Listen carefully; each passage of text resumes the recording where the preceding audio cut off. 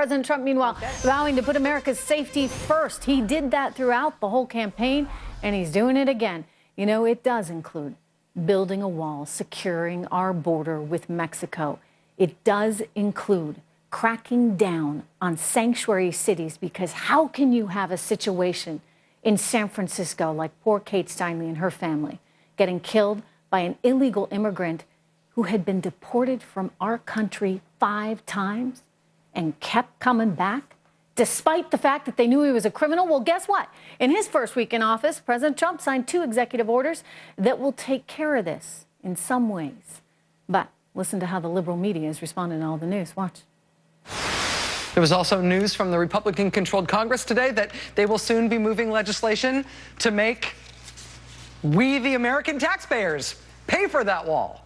At least initially. Sure, the president promised it would be Mexico paying for that wall, but if you believe that, it's going to be U.S. taxpayers putting up the money for the wall, at least for now. And then there's this article from the Washington Post. Donald Trump, having propelled his presidential campaign to victory while often disregarding the truth, now is testing the proposition that he can govern the country that way. Joining me right now, the host of Media Buzz on the Fox News Channel, Howie Kurtz. Welcome, Howie. Good to see you. You know, I was thinking about this, and, look, it's our job to hold him accountable. So if he says things are not true, we have to fire back, and we should. And, maybe in some cases it could be done perhaps with a little more respect. CNN, are you listening? But it is our job to fire back. That said, I was looking at the overall media circle there, and you've got people right now, predominantly in the media, that really detest him and don't want to see him succeed, Howie. And no matter what little incremental amounts of success he is able to achieve, they will do everything in their power to tear him down and poke holes in all his programs. So if you're him, if you're Sean Spicer, how do you deal with this?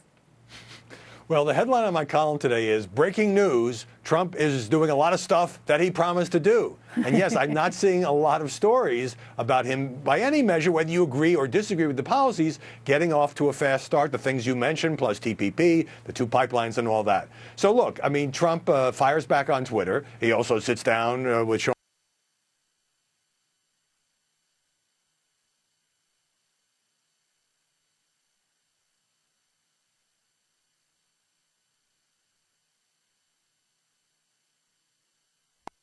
has to be pointed out, but it seems to me those controversies are overshadowing the more policy-based things that he's doing. You know, I noticed that a lot, and then I wonder why that is, but I get back to something that you and I have talked about repeatedly, and that's laziness amongst journalists and an unwillingness to actually drill down and understand the policy that's at work. I mean, it's no fun having to look at trade policy. It's no fun having to examine GDP data, unemployment data, understand what it all means.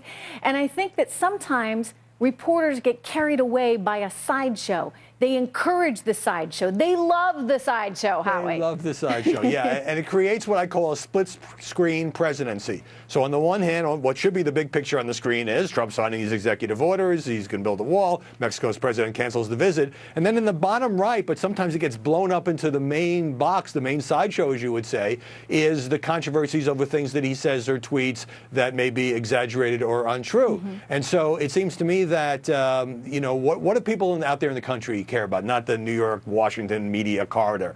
It's things that will affect their lives: trade, immigration, safety, terrorism, and not so much these Beltway-centered controversies. Mm-hmm. Well put, indeed.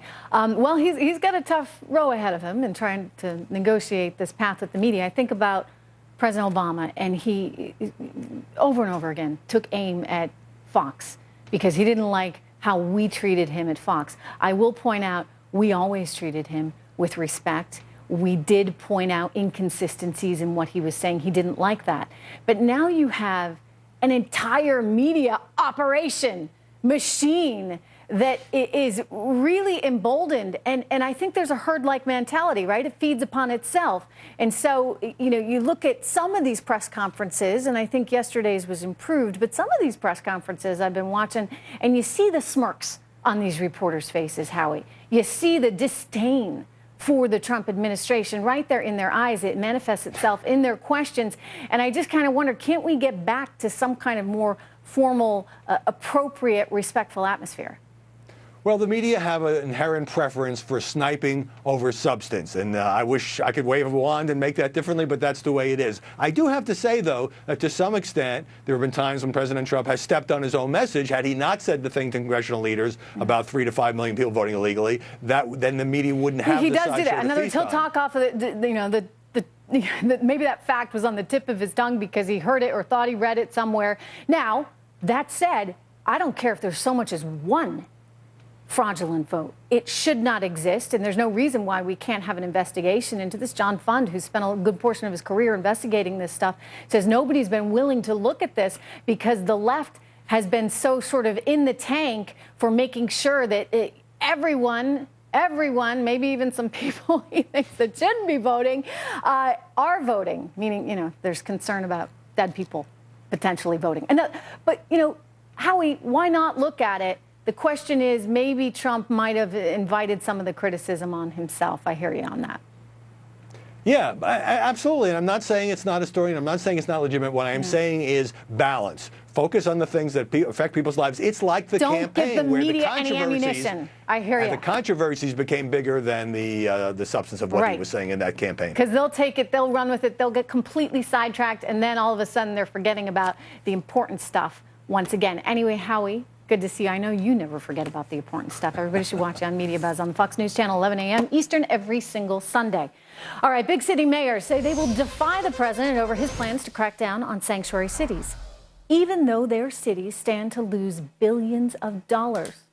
City we all live in right here, right where this studio is, New York City, it stands to lose $7 billion because our mayor, Mr. Bill de Blasio, who our own Charlie Gasparino has nicknamed Comrade de Blasio, he refuses to enforce federal immigration laws. So that's kind of a big deal. Obviously, we need the money. We need it for security. And as a taxpayer here, don't you want to make sure that you're getting every single bit of federal funding you can? We're going to talk about all of it next.